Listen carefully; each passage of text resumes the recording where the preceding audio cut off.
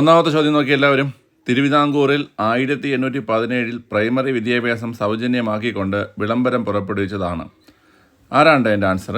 എൻ്റെ ആൻസർ ഗൗരി പാർവതി ഭായി ആണ് കേട്ടോ. ഗൗരി പാർവതി ഭായി ആണ് എൻ്റെ ആൻസർ. അപ്പം ഈ പ്രൈമറി വിദ്യാഭ്യാസം പാർവതി എന്ന രീതിയിൽ ഓർത്തിരിക്കുക കേട്ടോ. പ്രൈമറി വിദ്യാഭ്യാസം പാർവതി എന്ന രീതിയിൽ ഓർത്തിരിക്കുക. ഓക്കെ, അപ്പം ഞാൻ ഒരു 4-5 പോയിന്റ് ഈ ഗൗരി പാർവതി ഭായിയുമായിട്ട് ബന്ധപ്പെട്ട 4-5 പോയിന്റ് ഞാൻ പറഞ്ഞുതരാം. ഇമ്പോർട്ടൻ്റ് ആണ്, നോട്ട് ചെയ്ത് വെച്ചോണേ. നമ്മുടെ തിരുവിതാംകൂറിലെ ആദ്യത്തെ മുഴുവൻ സമയ റീജൻറ്റ് ഭരണാധികാരിയാണ് ആര്? പാർവതി ഭായ് കേട്ടോ. മുഴുവൻ സമയ റീജൻറ്റ് ഭരണാധികാരി. ഞാൻ മുമ്പ് പഠിപ്പിച്ചിട്ടുണ്ട് എന്താണ് റീജൻറ്റ് ഭരണാധികാരി എന്ന്. അതായത് രാജാവാകേണ്ട വ്യക്തിക്ക് പ്രായപൂർത്തിയാകുന്നത് വരെ ഭരണം നടത്തുന്ന വ്യക്തികളെ പറയുന്ന പേരാണ് എന്ത്? റീജൻറ്റ് ഭരണാധികാരി. അപ്പോൾ തിരുവിതാംകൂറിലെ ആദ്യ മുഴുവൻ സമയ റീജൻറ്റ് ഭരണാധികാരി അത് ഗൗരി പാർവതി ഭായി ആണ്. എന്നാൽ ആദ്യത്തെ റീജൻറ്റ് ഭരണാധികാരി അത് റാണി ഗൗരി ലക്ഷ്മി ഭായി ആണ്. റാണി ഗൗരി ലക്ഷ്മി ഭായി ആണ് എന്ത്? ആദ്യത്തെ റീജൻറ്റ് ഭരണാധികാരി. മുഴുവൻ സമയ റീജൻറ്റ് ഭരണാധികാരിയാണ് ആര്? പാർവതി ഭായ്. ഓക്കെ, ഇനി അടുത്ത് വിദ്യാഭ്യാസം ഗവൺമെൻറ്റിൻ്റെ കടമയാണ്. അത് ഒരുപാട് പരീക്ഷ ചോദിച്ചിട്ടുള്ളതാണ്, നമുക്ക് വീണ്ടും ചോദിക്കും. വിദ്യാഭ്യാസം ഗവൺമെൻറ്റിൻ്റെ കടമയാണെന്ന് പ്രഖ്യാപിച്ച തിരുവിതാംകൂർ ഭരണാധികാരി ആരാണ്? അതും ആരാണ് പിള്ളേരെ? അതും ഗൗരി പാർവതി ഭായി ആണ്. വിദ്യാഭ്യാസം ഗവൺമെൻറ്റിൻ്റെ കടമയാണെന്ന് പ്രഖ്യാപിച്ചത്. അതുപോലെ തന്നെ ആലപ്പുഴയിലും കോട്ടയത്തും പെൺ പള്ളിക്കൂടങ്ങൾ സ്ഥാപിച്ചത്. ആലപ്പുഴയിലും കോട്ടയത്തും പെൺ പള്ളിക്കൂടങ്ങൾ സ്ഥാപിച്ച ഭരണാധികാരി ചോദിച്ചാലും ആരാണ്? പാർവതി ഭായി ആണ് കേട്ടോ. ഓക്കെ, അതുപോലെ തന്നെ താഴ്ന്ന ജാതിയിൽപ്പെട്ടവർക്ക് സ്വർണം വെള്ളി ആഭരണങ്ങൾ ധരിക്കാനുള്ള അനുവാദം നൽകിയതും ആരാണ്? ഗൗരി പാർവതി ഭായി ആണ്. താഴ്ന്ന ജാതിയിൽപ്പെട്ടവർക്ക് സ്വർണം വെള്ളി ആഭരണങ്ങൾ ധരിക്കാനുള്ള അനുവാദം നൽകിയതും ആരാണ്? ഗൗരി പാർവതി ഭായി ആണ്. അതുപോലെ തിരുവിതാംകൂറിലെ എല്ലാ വിഭാഗം ജനങ്ങൾക്കും വീട് ഓട് മേയാനുള്ള അനുവാദം നൽകിയതും ആരാണ്? ഗൗരി പാർവതി ഭായി ആണ്. അപ്പോൾ ഇത്രയും പോയിന്റുകൾ ഓർത്തിരിക്കുക, വളരെ ഇമ്പോർട്ടൻ്റ് ആണ്. ഞാൻ ഒന്നുകൂടെ പറഞ്ഞുതരാം. ആദ്യത്തെ മുഴുവൻ സമയ റീജൻറ്റ് ഭരണാധികാരി വിദ്യാഭ്യാസം ഗവൺമെൻറ്റിൻ്റെ കടമയാണെന്ന് പ്രഖ്യാപിച്ചു. അതുപോലെ ആലപ്പുഴയിലും കോട്ടയത്തും പെൺ പള്ളിക്കൂടങ്ങൾ സ്ഥാപിച്ചു. താഴ്ന്ന ജാതിയിൽപ്പെട്ടവർക്ക് സ്വർണം വെള്ളി ആഭരണങ്ങൾ ധരിക്കാനുള്ള അനുവാദം നൽകി. അതുപോലെ വീട് ഓട് മേയാനുള്ള അനുവാദം എല്ലാ ആൾക്കാർക്കും നൽകി. ഇതൊക്കെ ചെയ്തത് ആരാണ്? ഗൗരി പാർവതി ഭായി ആണ്. അപ്പോൾ ആദ്യത്തെ റീജൻറ്റ് ഭരണാധികാരി ചോദിക്കുകയാണെങ്കിൽ ഗൗരി ലക്ഷ്മി ഭായി ആണ്. മറക്കണ്ട, ലക്ഷ്മി ഭായി ആദ്യത്തെ റീജൻറ്റ് ഭരണാധികാരി. മുഴുവൻ സമയ റീജൻറ്റ് ഭരണാധികാരിയാണ് ആര്? ഗൗരി പാർവതി ഭായി. ഓക്കെ, അടുത്ത ചോദ്യത്തിലേക്ക് പോവാം. അടുത്ത രണ്ടാമത്തെ ചോദ്യം, അയ്യങ്കാളിയുമായി ബന്ധപ്പെട്ട ശരിയായ പ്രസ്താവനകൾ ഏതെല്ലാം? 1, സാധുജന പരിപാലന സംഘം സ്ഥാപിച്ചു. അത് ശരിയാണോ? അത് ശരിയായ പ്രസ്താവനയാണ്. സാധുജന പരിപാലന സംഘം സ്ഥാപിച്ചത് ആരാണ്? അയ്യങ്കാളി തന്നെയാണ്. രണ്ടാമത്തെ പ്രസ്താവന, സംസ്കൃത വിദ്യാലയങ്ങൾ സ്ഥാപിച്ചു. ഈ സംസ്കൃത വിദ്യാലയങ്ങൾ സ്ഥാപിച്ചത് അയ്യങ്കാളിയായിട്ട് ബന്ധപ്പെട്ട പ്രസ്താവനയല്ല. നമ്മുടെ സംസ്കൃത വിദ്യാലയങ്ങൾ സ്ഥാപിച്ച നവോത്ഥാന നായകൻ അത് ചാവറ കുര്യാക്കോസ് ഏലിയാസ് അച്ഛനാണ്. സംസ്കൃത വിദ്യാലയങ്ങൾ സ്ഥാപിച്ചത് ചാവറ കുര്യാക്കോസ് ഏലിയാസ് അച്ഛനാണ് സംസ്കൃത വിദ്യാലയങ്ങൾ സ്ഥാപിച്ചത്. അപ്പോൾ രണ്ടാമത്തെ സ്റ്റേറ്റ്മെൻറ്റ് എന്താണ്? തെറ്റാണ്. ഓക്കെ, അടുത്ത വില്ലുവണ്ടി സമരം നടത്തിയത് ശരിയാണ് കേട്ടോ. വില്ലുവണ്ടി സമരം നടത്തിയത് ശരിയായ പ്രസ്താവനയാണ്. അടുത്ത നാലാമത്തത്, തിരുവനന്തപുരം ജില്ലയിലെ ചെമ്പഴന്തിയിൽ ജനിച്ചു. അത് തെറ്റാണ്. തിരുവനന്തപുരം ജില്ലയിലെ ചെമ്പഴന്തിയിൽ ജനിച്ചത് ആരാണ്? ശ്രീനാരായണ ഗുരുവാണ്. അപ്പോൾ ഇവിടെ ശരിയായിട്ടുള്ളത് 1ഉം 3ഉമാണ് ശരി. 1ഉം 3ഉമാണ് ശരി. അപ്പോൾ ഏത് ഓപ്ഷൻ വരും? ബി ഓപ്ഷൻ ആയിരിക്കും ആൻസറായിട്ട് വരുന്നത്. മനസ്സിലായ? ഓക്കെ, 1ഉം 3ഉം ശരി എന്നത് ബി അല്ലേ? ഇനി അയ്യങ്കാളിയായിട്ട് ബന്ധപ്പെട്ട് പ്രധാനപ്പെട്ട കുറച്ച് പോയിന്റ്സ് സ്ഥിരമായി ചോദിക്കുന്ന കുറച്ച് വ്യത്യസ്തമായിട്ടുള്ള പോയിന്റുകൾ ഞാൻ പറഞ്ഞുതരാം. ഓക്കെ, കർഷക സമരം. തിരുവിതാംകൂറിലെ കർഷക സമരത്തിന് നേതൃത്വം കൊടുത്ത ആരെന്ന് കേട്ട് കഴിഞ്ഞാൽ അത് അയ്യങ്കാളിയാണ്. അയ്യങ്കാളിയാണ് തിരുവിതാംകൂറിലെ കർഷക സമരത്തിന് നേതൃത്വം കൊടുത്തത്. ഓക്കെ, അതുപോലെ കല്ലുമാല സമരം കേട്ടോ. കല്ലുമാല സമരം അല്ലെങ്കിൽ പെരുന്നാട് ലഹള എന്ന് പറയും. പെരുന്നാട് ലഹള അല്ലെങ്കിൽ കല്ലുമാല സമരത്തിന് നേതൃത്വം കൊടുത്തതും ആരാണ്? അയ്യങ്കാളിയാണ്. അതുപോലെ സമുദായ കോടതി വെങ്ങാനൂരിൽ സമുദായ കോടതി സ്ഥാപിച്ച നവോത്ഥാന നായകൻ ചോദിച്ചു കഴിഞ്ഞാൽ ആരാണ്? അതും അയ്യങ്കാളിയാണ്. അപ്പം 3 പോയിന്റ് ഓർത്ത് പറഞ്ഞേ. തിരുവിതാംകൂറിലെ കർഷക സമരം നേതൃത്വം കൊടുത്തു. അതുപോലെ കല്ലുമാല സമരം അല്ലെങ്കിൽ പെരുന്നാട് ലഹളയ്ക്ക് നേതൃത്വം കൊടുത്തു. വെങ്ങാനൂരിൽ എന്ത് സ്ഥാപിച്ചു?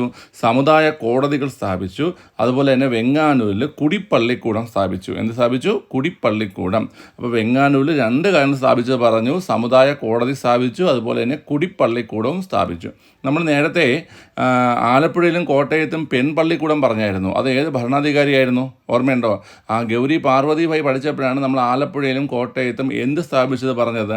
പെൺ പള്ളിക്കൂടം സ്ഥാപിച്ചത് പറഞ്ഞല്ലേ. അതുപോലെ ഇവിടെ കുടിപ്പള്ളിക്കൂടം സ്ഥാപിച്ചത് ആരാണ്? കുടിപ്പള്ളിക്കൂടം സ്ഥാപിച്ചത് അത് അയ്യങ്കാളിയാണ്. എവിടെയാണ് സ്ഥാപിച്ചത്? വെങ്ങാനൂരാണ് സ്ഥാപിച്ചത്. അയ്യങ്കാളിയുടെ ജന്മസ്ഥലമാണ് ഏത്? വെങ്ങാനൂർ. നമുക്ക് ചോദിക്കാറുണ്ടേ. ഓക്കെ, അതുപോലെ തന്നെ നെടുമങ്ങാട് ചന്തലഹളയ്ക്ക് നേതൃത്വം കൊടുത്ത ആരെന്ന് കേട്ട് കഴിഞ്ഞാലും അതും അയ്യങ്കാളിയാണ്. ഇതൊക്കെ വ്യത്യസ്തമായ പോയിന്റുകളാണ്. ഇപ്പോൾ ഞാൻ പറഞ്ഞ സമുദായ കോടതി ആയാലും കുടിപ്പള്ളിക്കൂടമായാലും നെടുമങ്ങാട് ചന്തലഹളയായാലും സ്ഥിരം എല്ലാവരും പഠിക്കാത്ത പോയിന്റുകളാണ്. അപ്പോൾ ഇങ്ങനത്തെ പോയിന്റുകളാണ് നമ്മൾ നോക്കിയിരിക്കേണ്ടത് കേട്ടോ.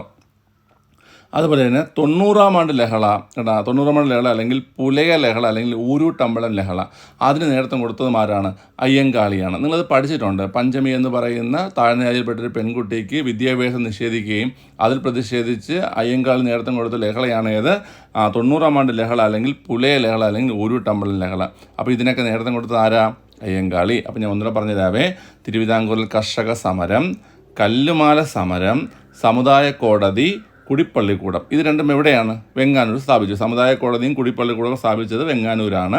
അതുപോലെ നെടുമങ്ങാട് ചന്തലഹള. അപ്പോൾ ഇതിന് നേതൃത്വം കൊടുത്ത ആരാണ്? ഇതിനൊക്കെ നേതൃത്വം കൊടുത്ത ആരാണ്? അയ്യങ്കാളിയാണ്. ഏറ്റവും ഒടുവിലായി നമ്മൾ പറഞ്ഞത് 90-ാം ആണ്ട് ലഹള അല്ലെങ്കിൽ പുലയ ലഹള അതുമല്ലെങ്കിൽ ഊരൂട്ടമ്പലം ലഹള നേതൃത്വം കൊടുത്ത ആരാണ്? അയ്യങ്കാളിയാണ്. ഓക്കെ. അതുപോലെ നമ്മൾ ക്വസ്റ്റ്യനിൽ 2 പോയിന്റ് പറയുന്നുണ്ട്. സാധുജന പരിപാലന സംഘം സ്ഥാപിച്ചു, വില്ലുവണ്ടി സമരം നടത്തി.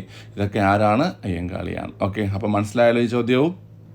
അടുത്ത 3-ാമത്തെ ചോദ്യം നോക്കാം. ഇന്ത്യൻ വിദേശ നയത്തിൻ്റെ മുഖ്യ ശില്പി എന്നറിയപ്പെടുന്ന ആര്? അതൊക്കെ നമുക്ക് സിമ്പിളായിട്ട് അറിയാവുന്ന ഉത്തരങ്ങളാണ്. ജവഹർലാൽ നെഹ്റു. അപ്പോൾ ഇത് നമുക്ക് വരുന്ന ചോദ്യമാണ്. ഇനി ഞാൻ പറയാൻ പോകുന്നത് വളരെ ശ്രദ്ധിച്ച് കേൾക്കുക. ഈ വിദേശ നയവുമായി ബന്ധപ്പെട്ട പ്രധാന തത്വങ്ങളുണ്ട്. അതൊരു 7 എണ്ണം ഉണ്ട്. ആ 7 എണ്ണം പഠിച്ചു വെച്ചോണം. നമുക്കത് ചോദിക്കും. താഴെ പറയുന്നവയിൽ ഇന്ത്യൻ വിദേശ നയവുമായി ബന്ധപ്പെട്ട തത്വം ഏതാണ് അല്ലെങ്കിൽ ബന്ധപ്പെടാത്ത തത്വം എന്ന് ചോദിക്കും. ഓക്കെ. പഠിക്കാൻ ഭയങ്കര എളുപ്പമാണ്. ഞാൻ പറയുമ്പോൾ തന്നെ എൻ്റെ കൂടെ പറഞ്ഞ് പഠിക്കാൻ ശ്രമിക്കുക.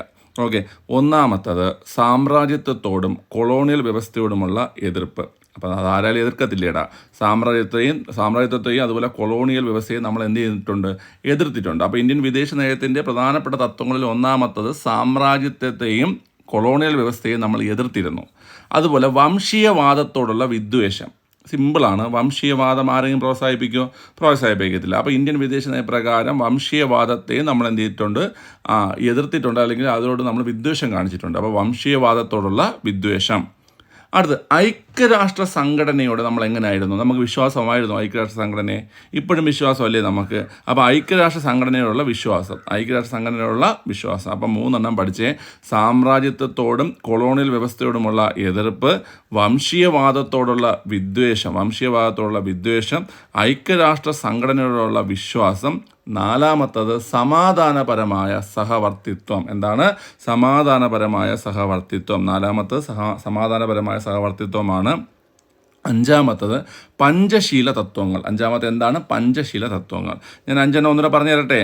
1 സാമ്രാജ്യത്വത്തോടും കൊളോണിയൽ വ്യവസ്ഥയോടുമുള്ള എതിർപ്പ്, 2 വംശീയവാദത്തോടുള്ള വിദ്വേഷം, 3 ഐക്യരാഷ്ട്ര സംഘടനയിലുള്ള വിശ്വാസം, 4 സമാധാനപരമായ സഹവർത്തിത്വം. ഓക്കെ. 5 പഞ്ചശീല തത്വങ്ങൾ. 5 എന്താണ്? പഞ്ചശീല തത്വങ്ങൾ. ഇനി 2 എണ്ണം കൂടെ പഠിക്കാവുള്ളൂ. 6 വിദേശ സഹായത്തിൻ്റെ ആവശ്യകതയിലുള്ള ഊന്നൽ. നമുക്ക് വിദേശ സഹായം ആവശ്യമാണ് അല്ലേ? നമ്മൾ വിദേശ സഹായം എപ്പോഴും സ്വീകരിക്കാറുണ്ട്. അപ്പോൾ അതിന് നമുക്ക് എതിർപ്പൊന്നുമില്ല. അപ്പോൾ വിദേശ സഹായത്തിൻ്റെ ആവശ്യകതയിലുള്ള ഊന്നൽ അതും നമ്മുടെ വിദേശ നയത്തിൻ്റെ പ്രധാന തത്വമാണ്. 7-മത്തെ എന്താ? 7-മത്തത് ചേരിചേരായ്മ. 7-മത്തത് ചേരിചേരായ്മ. ഓക്കെ. അപ്പോൾ ഇത് വളരെ എളുപ്പമാണ് നമുക്ക് പഠിക്കാൻ. ഈ 7 തത്വങ്ങൾ ഞാൻ വീണ്ടും പറയുന്ന കുട്ടികളെ നമുക്ക് ആ രീതിയിലായിരിക്കും ചോദിക്കുന്നത്. താഴെ പറയുന്നതിൽ ഇന്ത്യൻ വിദേശ നയത്തിൻ്റെ പ്രധാന തത്വങ്ങളിൽ ഉൾപ്പെടുന്നത് ഏതാണ്, ഉൾപ്പെടാത്ത ഏത്, ഇങ്ങനെ ചോദിക്കും. അപ്പോൾ ഞാൻ ഒന്നുകൂടെ 7 എണ്ണം പറഞ്ഞു തരാം. ഞാൻ ഇത്ര റിപ്പീറ്റ് ചെയ്ത് പറയുന്നത് നിങ്ങൾക്ക് ബോറടിക്കാൻ വേണ്ടിയിട്ടല്ല, അത്രത്തോളം നമുക്ക് മനസ്സിലാക്കി വെക്കാൻ വേണ്ടിയിട്ടാണ് കേട്ടോ. ഓക്കെ. അപ്പോൾ 1 സാമ്രാജ്യത്വത്തോടും കൊളോണിയൽ വ്യവസ്ഥയോടുമുള്ള എതിർപ്പ്, 2 വംശീയവാദത്തോടുള്ള വിദ്വേഷം, 3 ഐക്യരാഷ്ട്ര സംഘടനയോടുള്ള വിശ്വാസം, 4 സമാധാനപരമായ സഹവർത്തിത്വം, 5 പഞ്ചശീല തത്വങ്ങൾ, 6 വിദേശ സഹായത്തിൻ്റെ ആവശ്യകതയിലുള്ള ഊന്നൽ, 7 ചേരിചേരായ്മ. എല്ലാം പഠിച്ചല്ലോ? എല്ലാം എഴുതി പഠിച്ചല്ലോ? ഓക്കെ. 4-മത്തെ ചോദ്യം. മൗലാന അബ്ദുൽ കലാമുമായി ബന്ധപ്പെട്ട തെറ്റായ പ്രസ്താവനകൾ ഏതെല്ലാം? ഞാൻ ഈ മൗലാന അബ്ദുൽ കലാം എന്നും പറഞ്ഞുകൊണ്ട് കുറേ പേര് കമൻറ്റുമായിട്ട് വന്നതാണ്. ഇദ്ദേഹത്തിൻ്റെ പേര് മൗലാന അബുൽ കലാം എന്നാണ്. പക്ഷേ PSC ചോദിക്കുമ്പോഴും മൗലാന അബ്ദുൽ കലാം എന്നാണ് ചോദിക്കുന്നത്. മനസ്സിലായി? അദ്ദേഹത്തിൻ്റെ പേര് അബുൽ കലാം എന്നാണ്. പക്ഷേ ഞാൻ ഈ കണ്ടിട്ടുള്ള ചോദ്യങ്ങളിലൊക്കെ അബ്ദുൽ കലാം എന്നാണ് ഞാൻ കണ്ടിട്ടുള്ളത്. മനസ്സിലായ? അതിപ്പോൾ കണ്ടില്ലേ? PSCയുടെ ചോദ്യമാണേ. ഓക്കെ. പക്ഷേ അദ്ദേഹത്തിൻ്റെ യഥാർത്ഥ പേര് അബുൽ കലാം എന്നാണ്, അബ്ദുൽ എന്നല്ല കേട്ടോ. ഓക്കെ. അപ്പോൾ എനിക്ക് മാത്രമല്ല തെറ്റ് പറ്റിയത്, PSCക്ക് എന്ത് ചെയ്തിട്ടുണ്ട്? തെറ്റ് പറ്റിയിട്ടുണ്ട്. ഓക്കെ. നമുക്ക് ചോദ്യത്തിലേക്ക് പോവാം. തെറ്റായ പ്രസ്താവന ചോദിച്ചിരിക്കുന്നത്. അപ്പോൾ ഈ തെറ്റായ പ്രസ്താവന ശരിയായ പ്രസ്താവന നിങ്ങൾ അത് അങ്ങോട്ട് മാറിപ്പോകുന്ന ആൾക്കാരുണ്ടെങ്കിൽ ചോദ്യം വായിക്കുമ്പോൾ തന്നെ പേന കൊണ്ടിട്ട് ഇതിൻ്റെ ഇപ്പോൾ തന്നെ തെറ്റായ പ്രസ്താവന അതല്ലേ നമ്മളിപ്പോൾ ചോദിച്ചിരിക്കുന്നത്. അപ്പോൾ നമ്മൾ ജസ്റ്റ് എന്ത് ചെയ്യുക, ഒരു വര അങ്ങ് കൊടുക്കുക, എൻ്റെ താഴെയായിട്ട് ഇങ്ങനെ ഒരു വര കൊടുക്കുക. മനസ്സിലായോ? എൻ്റെ വര തെറ്റിപ്പോയി. ശരി, അങ്ങനെ ഒരു വര എന്ത് ചെയ്യുക, കൊടുത്തു കഴിഞ്ഞാൽ നമുക്കത് ഒരു ഓർമ്മ നമുക്കെന്ത് നിൽക്കും, അവിടെ നമുക്ക് ഏതാണ് നമ്മൾ നോക്കേണ്ടതെന്നൊരു ഓർമ്മ നമുക്ക് അവിടെ നിൽക്കും. ഓക്കെ, അപ്പോൾ ഇവിടെ നമ്മൾ കണ്ടുപിടിക്കേണ്ടത് തെറ്റായ പ്രസ്താവനയാണ്. നോക്കാം. 1. സ്വതന്ത്ര ഇന്ത്യയിലെ രണ്ടാമത്തെ വിദ്യാഭ്യാസ മന്ത്രിയായിരുന്നു. ശരിയാണോ തെറ്റാണോ? തെറ്റാണ്. സ്വതന്ത്ര ഇന്ത്യയിലെ രണ്ടാമത്തെ വിദ്യാഭ്യാസ മന്ത്രിയല്ല, ആദ്യത്തെ വിദ്യാഭ്യാസ മന്ത്രിയായിരുന്നു ഇദ്ദേഹം. ഇദ്ദേഹത്തിൻ്റെ ജന്മദിനമായ നവംബർ 11 ദേശീയ വിദ്യാഭ്യാസ ദിനമായി ആചരിക്കുന്നു. വളരെ ശരിയാണ്. ഇദ്ദേഹത്തിൻ്റെ ജന്മദിനമായ നവംബർ 11 ദേശീയ വിദ്യാഭ്യാസ ദിനമായി ആചരിക്കുന്നു. 1958 ഫെബ്രുവരി 22 അന്തരിച്ചു. ഇത് പല ആൾക്കാർക്ക് വന്ന ഡൗട്ട് വന്നൊരു പോയിൻ്റാണ്. എന്നാലും കുറേ ആൾക്കാരൊക്കെ കറക്കി കുത്തി ശരിയാക്കി വെച്ചിട്ടുണ്ടായിരുന്നു. കാരണം നമുക്ക് ഓപ്ഷൻ ഇത് എടുക്കാൻ പറ്റുമായിരുന്നു കേട്ടോ. ഓക്കെ, അപ്പോൾ അതും എന്താണ് പിള്ളേരെ, ശരിയാണ്. 1958 ഫെബ്രുവരി 22 ഇദ്ദേഹം അന്തരിച്ചത്. അടുത്ത് 4ാമത്തെ പോയിന്റ്, അഗ്നിച്ചിറകുകൾ ഇദ്ദേഹത്തിൻ്റെ ആത്മകഥയാണ്. അബ്ദുൽ കലാം എന്ന് കേട്ട ഉടനെ അഗ്നിച്ചിറകുകൾ ഇദ്ദേഹത്തിൻ്റെ ആത്മകഥ വിചാരിക്കരുത്. ഓക്കെ, ഇദ്ദേഹത്തിൻ്റെ ആത്മകഥ എന്താ? ഇദ്ദേഹത്തിൻ്റെ ആത്മകഥ ഇന്ത്യ വിൻസ് ഫ്രീഡമാണ് കേട്ടോ. ഇന്ത്യ വിൻസ് ഫ്രീഡമാണ് ഇദ്ദേഹത്തിൻ്റെ ആത്മകഥ. അഗ്നിച്ചിറകുകൾ APJ അബ്ദുൽ കലാമിൻ്റെ ആത്മകഥയാണ്. APJ അബ്ദുൽ കലാമിൻ്റെ ആത്മകഥയാണ് അഗ്നിച്ചിറകുകൾ. അപ്പോൾ ഇവിടെ നമുക്ക് തെറ്റായ പ്രസ്താവനയാണ് ചോദിച്ചിരിക്കുന്നത്. അപ്പോൾ നമ്മൾ നോക്കുമ്പം 1ാമത്തെയും 4ാമത്തെയും തെറ്റാണ്. 1ാമത്തെയും 4ാമത്തെയും എന്താണ് വളരെ തെറ്റാണ് കേട്ടോ. ഓക്കെ, അപ്പോൾ നമ്മുടെ ആൻസർ ഏത് വരും? സി വരും. 1ാമത്തെയും 4ാമത്തെയും തെറ്റാണ്.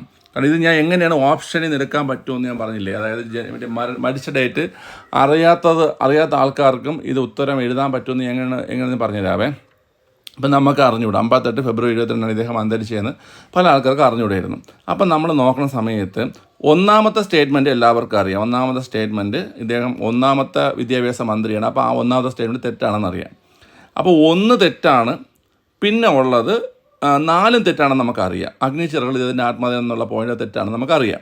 ഓക്കെ, അപ്പോൾ 1, 4 തെറ്റെന്നുള്ളൊരു ഓപ്ഷൻ ഇവിടെ കണ്ടായിരുന്നോ? സി ഓപ്ഷനിലുണ്ട്. മനസ്സിലായ? അപ്പോൾ 1, 3 തെറ്റെന്നൊരു ഓപ്ഷനും ഉണ്ട്. അതായത് ഇദ്ദേഹത്തിൻ്റെ മരണ ദിവസം കൊടുത്തിരിക്കുന്നത് തെറ്റാണോ ശരിയാണോ നമുക്കറിയത്തില്ല. 1, 3 തെറ്റാണെന്ന് വരികയാണെങ്കിൽ 4 തെറ്റല്ലേ? അപ്പോൾ 4 എന്നൊരു ഓപ്ഷൻ കൂടെ വരേണ്ടതല്ലേ? മനസ്സിലായ? അപ്പോൾ 4 എന്നൊരു ഓപ്ഷൻ വന്നിട്ടില്ലല്ലോ അവിടെ. അപ്പോൾ 1, 3, 4 തെറ്റെന്നുണ്ടായിരുന്നെങ്കിൽ നമുക്ക് ഡൗട്ട് വന്നേനാ. പക്ഷേ ഇവിടെ 1, 3 തെറ്റെന്ന് മാത്രമേ ഉള്ളൂ. 4 തെറ്റെന്ന് ഓപ്ഷനിലില്ല. അപ്പോൾ നമുക്ക് അതിൽ നിന്ന് എന്ത് മനസ്സിലാക്കാം? 3ാമത്തെ സ്റ്റേറ്റ്മെൻറ്റ് ശരിയാണെന്ന് മനസ്സിലാക്കാം. ഓക്കെ, ആ രീതിയിൽ നമുക്ക് എന്ത് ചെയ്യാൻ പറ്റും പിള്ളേരെ? ഈ 1ഉം 4ഉമാണ് തെറ്റായെന്ന് മനസ്സിലാക്കാൻ പറ്റും. അപ്പോൾ കുറച്ച് ഐഡിയ ഒക്കെ ഉപയോഗിച്ച് നമുക്ക് എന്ത് ചെയ്യാൻ പറ്റും? ഓപ്ഷനിൽ തന്നെ നമുക്ക് ഉത്തരം എടുക്കാൻ പറ്റും കേട്ടോ. എന്നൊക്കെ ഞാൻ പറഞ്ഞ മനസ്സിലായ? അതാ എല്ലാം കൂടെ കുഴഞ്ഞും പറഞ്ഞാൽ. ഓക്കെ, എന്തായാലും മനസ്സിലാക്കാൻ ശ്രമിക്കുക. ശരി, ഇനി ഞാൻ കുറച്ച് കാര്യങ്ങൾ ഇദ്ദേഹത്തെക്കുറിച്ച് പറഞ്ഞുതരാവേ. ആസാദ്, മൗലാന അബുൽ കലാം ആസാദ് ജനിക്കുന്നത് 1888 നവംബർ 11 1888 നവംബർ 11 ജനിക്കുന്നത്. ഇദ്ദേഹം സ്വതന്ത്ര ഇന്ത്യയിലെ ആദ്യത്തെ വിദ്യാഭ്യാസ വകുപ്പ് മന്ത്രിയാണ്. ഇന്ത്യയിലെ ആദ്യത്തെ വിദ്യാഭ്യാസ വകുപ്പ് മന്ത്രിയാണ് ആര്? അബുൽ കലാം ആസാദ്. ഓക്കെ, പിന്നെ UGC എന്ന് കേട്ടില്ലേ? UGC എന്താ? UGC university grant commission. ഈ UGC അതുപോലെ IIT കേട്ടിട്ടില്ല? IIT Indian institute of technology. അപ്പോൾ ഇതൊക്കെ നിലവിൽ വരുമ്പോൾ ആരായിരുന്നു വിദ്യാഭ്യാസ വകുപ്പ് മന്ത്രി എന്ന് കേട്ട് കഴിഞ്ഞാൽ അത് ഇദ്ദേഹമാണ്. മൗലാന അബുൽ കലാം ആസാദ് ആയിരുന്നു ആ സമയത്തൊക്കെ വിദ്യാഭ്യാസ വകുപ്പ് മന്ത്രി. എന്തൊക്കെ നിലവിൽ വരുമ്പോഴാണ്? UGCയും IITകളും. അപ്പോൾ UGCയും IITകളും നിലയിൽ വരുന്ന സമയത്ത് ഇദ്ദേഹമായിരുന്നു വിദ്യാഭ്യാസ വകുപ്പ് മന്ത്രി. ഓക്കെ, 1948 ഒരു കമ്മീഷൻ, ഒരു വിദ്യാഭ്യാസ കമ്മീഷൻ നമ്മൾ നിയമിച്ചിട്ടുണ്ടായിരുന്നു. ഏത് കമ്മീഷനാണ്? സർവകലാശാല കമ്മീഷൻ അല്ലേ? അതായത് എസ് രാധാകൃഷ്ണൻ കമ്മീഷൻ. അപ്പോൾ 1948 എസ് രാധാകൃഷ്ണൻ കമ്മീഷനെ നിയമിച്ചതും ആരാണ്? ഈ വ്യക്തിയാണ്. മൗലാന അബുൽ കലാം ആസാദാണ് എന്ത് ചെയ്തത്? 1948 എസ് രാധാകൃഷ്ണൻ കമ്മീഷനെ നിയമിച്ചത്. ഓക്കെ, ഞാൻ ആത്മകഥ പറഞ്ഞെന്ന് ഓർമ്മയുണ്ട്. ഇദ്ദേഹത്തിൻ്റെ ഇന്ത്യ വിൻസ് ഫ്രീഡമാണ് ഇദ്ദേഹത്തിൻ്റെ ആത്മകഥ. ഇന്ത്യ വിൻസ് ഫ്രീഡമാണ് ഇദ്ദേഹത്തിൻ്റെ ആത്മകഥ. ഓക്കെ, അതുപോലെ ഇദ്ദേഹം ആരംഭിച്ചൊരു രാഷ്ട്രീയ വാരികയുണ്ട്. ഇദ്ദേഹം ആരംഭിച്ച രാഷ്ട്രീയ വാരികയുടെ പേരാണ് പൈഗാം. പ്രീവിയസ് ചോദ്യമാണ്, പലതവണ ചോദിച്ചതാണ്. പൈഗാം എന്ന രാഷ്ട്രീയ വാരിക ആരംഭിച്ചതും ആരാണ്? മൗലാന അബുൽ കലാം ആസാദാണ് പൈഗാം എന്ന രാഷ്ട്രീയ വാരിക ആരംഭിച്ചത്. ഓക്കെ, അതുപോലെ തന്നെ അൽ ഹിലാല് അൽ ബലാഗ് അൽ ഹിലാല് അൽ ബലാഗ് എന്നീ ഉറുദു പ്രസിദ്ധീകരണങ്ങൾ ആരംഭിച്ചതും ആരാണ് പിള്ളേരെ? അതും മൗലാന ആസാദാണ്. ഓക്കെ, ഇദ്ദേഹത്തിൻ്റെ തൂലികാനാമം അറിയാമോ? ഇദ്ദേഹത്തിൻ്റെ തൂലികാനാമം ആസാദ് എന്നായിരുന്നു കേട്ടോ. ആസാദ് എന്നായിരുന്നു ഇദ്ദേഹത്തിൻ്റെ തൂലികാനാമം. ഓക്കെ, അപ്പോൾ ഞാൻ ലാസ്റ്റ് പറഞ്ഞ പോയിന്റ് ഒന്ന് ഓർത്ത് വെച്ചോണേ. തൂലികാനാമത്തിന് മുമ്പ് പറഞ്ഞ പോയിന്റ് ഉറുദു പ്രസിദ്ധീകരണങ്ങൾ, അത് അൽ ഹിലാല് അൽ ബലാഗ്. അൽ ഹിലാല് അൽ ബലാഗ്. ഈ ഉറുദു പ്രസിദ്ധീകരണങ്ങൾ ആരംഭിച്ച ആരാണ്? ആസാദാണ് കേട്ടോ. ഓക്കെ, അപ്പോൾ ഫുൾ പോയിന്റ് ഒന്നുകൂടെ പറയുകയാണ്. 1888 1888 നവംബർ 11 ജനിച്ചത്. നവംബർ 11 എന്താണെന്ന് ക്വസ്റ്റ്യനിൽ പറയുന്നുണ്ട്. ദേശീയ വിദ്യാഭ്യാസ ദിനമാണ്. അടുത്ത സ്വതന്ത്ര ഇന്ത്യയിലെ ആദ്യത്തെ വിദ്യാഭ്യാസ വകുപ്പ് മന്ത്രിയാണ് ആര്? ആസാദ്. അതുപോലെ തന്നെ ഏതൊക്കെ സ്ഥാപിച്ചപ്പോഴാണ്? UGC, IIT എന്നിവ സ്ഥാപിക്കുന്ന സമയത്ത് ഇദ്ദേഹമായിരുന്നു വിദ്യാഭ്യാസ വകുപ്പ് മന്ത്രി. പിന്നെ ഇദ്ദേഹം നിയമിച്ച വിദ്യാഭ്യാസ കമ്മീഷൻ ഏതാ? 1948 എസ് രാധാകൃഷ്ണൻ കമ്മീഷൻ നിയമിച്ചു അല്ലേ. പിന്നെ ഏത് വാരിക ആരംഭിച്ചത്? പൈഗാം എന്ന രാഷ്ട്രീയ വാരിക ആരംഭിച്ചു. അതുപോലെ തന്നെ ഉറുദു പ്രസിദ്ധീകരണങ്ങൾ അൽ ഹിലാൽ അൽ ബലാഗ്, അതുപോലെ ലിസാൻ ഉൽ സിദ്ദീഖ്, അത് ഓർത്ത് വെച്ചോണേ, ലിസാൻ ഉൽ സിദ്ദീഖ്. ഈ ലിസാൻ ഉൽ സിദ്ദീഖ് എന്ന് പറഞ്ഞു കഴിഞ്ഞാൽ അതും ഒരു ഉറുദു പ്രസിദ്ധീകരണമാണ്, അതും ഇദ്ദേഹത്തിൻ്റെയാണ്. അപ്പം 4 ആ രീതിയിൽ പറഞ്ഞു. 1 പൈഗ, 2 അൽ ഹിലാൽ, 3 അൽ ബലാഗ്, 4 ലിസാൻ ഉൽ സിദ്ദീഖ്. ഇതെല്ലാം ആരംഭിച്ചതാണ്? ആസാദ് ആരംഭിച്ചതാണ്. പിള്ളേരെ സെറ്റല്ലേ? ഓക്കെ, അപ്പോൾ ഇമ്പോർട്ടൻറ്റ് പോയിന്റ്സ് ആണ്, ഓർത്തിരിക്കുക. 5ാമത്തെ ചോദ്യം, ബോസ്റ്റൺ ടീ പാർട്ടി ഏതുമായി ബന്ധപ്പെട്ടിരിക്കുന്നു? പറ, ബോസ്റ്റൺ ടീ പാർട്ടി ഏതുമായി ബന്ധപ്പെട്ടിരിക്കുന്നു? ഫ്രഞ്ച് വിപ്ലവമാണോ? റഷ്യൻ വിപ്ലവമാണോ? രക്തരഹിത വിപ്ലവമാണോ? അമേരിക്കൻ സ്വാതന്ത്ര്യ സമരമാണോ? ഞാൻ പറഞ്ഞ ടോൺ വെച്ചിട്ട് നിങ്ങൾക്ക് ഏത് മനസ്സിലായി? അമേരിക്കൻ സ്വാതന്ത്ര്യ സമരം അല്ലേ? ഓക്കെ, അമേരിക്കൻ സ്വാതന്ത്ര്യ സമരമാണ് ആൻസർ. ഞാൻ ഈ അമേരിക്കൻ സ്വാതന്ത്ര്യ സമരമായിട്ട് ബന്ധപ്പെട്ട കുറച്ച് പ്രധാനപ്പെട്ട പോയിന്റ് റിവിഷൻ ചെയ്ത് പറഞ്ഞുതരാവേ. പിള്ളേരെ ഈ പറയണതൊക്കെ ഓർത്തു, ഇതൊക്കെ റിവിഷനാണ്, നിങ്ങൾക്ക് ഉപകാരപ്പെടും കേട്ടോ. പ്രാതിനിധ്യമില്ലാതെ നികുതിയില്ല ഏത് സമരവുമായി ബന്ധപ്പെട്ടതാണ്? പ്രാതിനിധ്യമില്ലാതെ നികുതിയില്ല. പ്രാതിനിധ്യമില്ലാതെ നികുതിയില്ല എന്ന തത്വം അമേരിക്കൻ സ്വാതന്ത്ര്യ സമരവുമായി ബന്ധപ്പെട്ടതാണ് കേട്ടോ.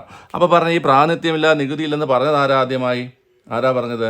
ജെയിംസ് ഓട്ടിസ് ആണ് പറഞ്ഞത്. പ്രാതിനിധ്യമില്ലാതെ നികുതിയില്ല എന്ന് ആദ്യമായി പറഞ്ഞത് ജെയിംസ് ഓട്ടിസ് ആണ്. റിപ്പബ്ലിക്കൻ ഭരണരീതി മുന്നോട്ട് വെച്ചത് ഏത് സ്വാതന്ത്ര്യ സമരം എന്ന് കേട്ട് കഴിഞ്ഞാൽ അതും അമേരിക്കൻ സ്വാതന്ത്ര്യ സമരമാണ്. എന്ത് ഭരണരീതി കുട്ടികളെ? റിപ്പബ്ലിക്കൻ ഭരണരീതി. അപ്പോൾ റിപ്പബ്ലിക്കൻ ഭരണരീതി മുന്നോട്ട് വെച്ചത് ഏത് സ്വാതന്ത്ര്യ സമരമാണ്? അമേരിക്കൻ സ്വാതന്ത്ര്യ സമരമാണ്. കോണ്ടിനെൻ്റൽ കോൺഗ്രസ് സമ്മേളനങ്ങൾ കേട്ടിട്ടുണ്ടോ നിങ്ങൾ? കോണ്ടിനെൻ്റൽ കോൺഗ്രസ് സമ്മേളനങ്ങൾ അതും ഏതുമായി ബന്ധപ്പെട്ടതാണ് പിള്ളേരെ? അമേരിക്കൻ സ്വാതന്ത്ര്യ സമരവുമായി ബന്ധപ്പെട്ടതാണ് കോണ്ടിനെൻ്റൽ കോൺഗ്രസ് സമ്മേളനം. അതുപോലെ പാരീസ് ഉടമ്പടിയും എന്തുമായി ബന്ധപ്പെട്ടതാണ്? അമേരിക്കൻ സ്വാതന്ത്ര്യ സമരവുമായി ബന്ധപ്പെട്ടതാണ്. അതുപോലെ തന്നെ 5ാമത്തെ പോയിന്റ്, കോമൺ സെൻസ് എന്ന ലഘുലേഖനം ഏത് സമരവുമായി ബന്ധപ്പെട്ടതാണ് എന്ന് കേട്ടാൽ അത് അമേരിക്കൻ സ്വാതന്ത്ര്യ സമരമാണ്. കോമൺ സെൻസ് എന്ന ലഘുലേഖനം ഏത് സമരവുമായി ബന്ധപ്പെട്ടതാണ്? അത് ഈ പറയുന്ന അമേരിക്കൻ സ്വാതന്ത്ര്യ സമരവുമായി ബന്ധപ്പെട്ടതാണ്. കോമൺ സെൻസ് എന്ന ലഘുലേഖനം തയ്യാറാക്കിയത് ആരെന്നറിയാമോ? അത് തോമസ് പെയിൻ ആണ്. ആരാണ്? തോമസ് പെയിൻ ആണ്. അപ്പോൾ പ്രാതിനിധ്യമില്ലാതെ നികുതി ഇല്ലെന്ന് പറഞ്ഞത് പ്രാതിനിധ്യമില്ലാതെ നികുതി ഇല്ലെന്ന് പറഞ്ഞത് ആരാണ് പിള്ളേരെ? ജെയിംസ് ഓട്ടിസ് ആണ് പ്രാതിനിധ്യമില്ലാതെ നികുതി ഇല്ലെന്ന് പറഞ്ഞത്. കോമൺ സെൻസ് എന്ന ലഘുലേഖനം തയ്യാറാക്കിയത് ആരാ? അത് തോമസ് പെയിൻ. ആരാണ്? Thomas pain. കോമൺ സെൻസ് എന്ന ലഘുലേഖനം തയ്യാറാക്കിയത് തോമസ് പെയിൻ ആണ് കേട്ടോ. ക്ലിയർ ആണല്ലോ? അപ്പോൾ ഞാൻ ഒന്നുകൂടെ പറഞ്ഞുതരാം ഈ 5 പോയിന്റുകൾ. 1ാമത്തെ പോയിന്റ്, പ്രാതിനിധ്യമില്ലാതെ നികുതിയില്ല അമേരിക്കൻ സ്വാതന്ത്ര്യ സമരം. റിപ്പബ്ലിക്കൻ ഭരണരീതി അമേരിക്കൻ സ്വാതന്ത്ര്യ സമരം. കോണ്ടിനെൻ്റൽ കോൺഗ്രസ് സമ്മേളനങ്ങൾ അമേരിക്കൻ സ്വാതന്ത്ര്യ സമരം. പാരീസ് ഉടമ്പടി അമേരിക്കൻ സ്വാതന്ത്ര്യ സമരം. ക്ലിയർ ആണ്? കോമൺ സെൻസ് എന്ന ലഘുലേഖനം അമേരിക്കൻ സ്വാതന്ത്ര്യ സമരം. ഞാൻ ഇനി ഒരു ഇമ്പോർട്ടൻറ്റ് ഫാക്റ്റ് കൂടെ പറഞ്ഞുതരാം. ഈ അമേരിക്കൻ സ്വാതന്ത്ര്യ സമരത്തിലേക്ക് നയിച്ച ബ്രിട്ടീഷ് നയങ്ങൾ ഏതൊക്കെയെന്ന് അറിയാമോ? അപ്പോൾ അമേരിക്കൻ സ്വാതന്ത്ര്യ സമരത്തിലേക്ക് നയിച്ച ബ്രിട്ടീഷ് നയങ്ങൾ ഏതൊക്കെയെന്ന് കേട്ട് കഴിഞ്ഞാൽ 1 ടീ ആക്ട്, പിള്ളേരെ ടീ ആക്ട്, നയങ്ങൾ അല്ലെങ്കിൽ നിയമങ്ങൾ, ടീ ആക്ട്. 2 കറൻസി ആക്ട്, ഏതാണ്? Currency act. 3 പഞ്ചസാര ആക്ട്, പഞ്ചസാര നിയമം. 4 സ്റ്റാമ്പ് നിയമം. 5 ടൗൺഷിപ്പ് നിയമം. മനസ്സിലായ? നമുക്കിത് ചോദിക്കാം, അമേരിക്കൻ സ്വാതന്ത്ര്യ സമരത്തിലേക്ക് നയിച്ച ബ്രിട്ടീഷ് നിയമങ്ങൾ ഏതൊക്കെയെന്ന് ചോദിക്കാം. അപ്പോൾ ഏതൊക്കെയാണ്? ടീ ഉണ്ട്, കറൻസി ഉണ്ട്, പഞ്ചസാരയുണ്ട്, സ്റ്റാമ്പുണ്ട്, ടൗൺഷിപ്പ് ഉണ്ട്. ഇതിൻ്റെ എല്ലാത്തിൻ്റെയും കൂടെ ഒരു ആക്ടും കൂടെ ഇട്ട് കൊടുത്തു കഴിഞ്ഞാൽ സംഭവം സെറ്റായി. ഏതൊക്കെയാ? ടീ, കറൻസി, പഞ്ചസാര, സ്റ്റാമ്പ്, ടൗൺഷിപ്പ്. മനസ്സിലായല്ലോ? ഓക്കെ, ടീ, കറൻസി, പഞ്ചസാര, സ്റ്റാമ്പ്, ടൗൺഷിപ്പ്. ഈ ആക്റ്റുകളാണ് അമേരിക്കൻ സ്വാതന്ത്ര്യ സമരത്തിലേക്ക് നയിച്ച ഘടകങ്ങൾ. ഓക്കെ, ക്ലിയർ ആണല്ലോ? അപ്പോൾ നമ്മൾ 5 ക്വസ്റ്റ്യനും അതിൻ്റെ എക്സ്പ്ലനേഷൻ നമ്മൾ ഡിസ്കസ് ചെയ്തു. നമുക്ക് അടുത്ത ക്വസ്റ്റ്യൻസുമായിട്ട് അടുത്ത വീഡിയോ കാണാം. അപ്പോൾ എല്ലാവരും നന്നായിട്ട് ചെയ്യുക. 5 ശരിയാക്കാൻ പറ്റിയോ ഇല്ലയോ എന്നുള്ള കാര്യം ചെയ്യുക, കമൻറ്റ് ചെയ്യുക. Okay, by.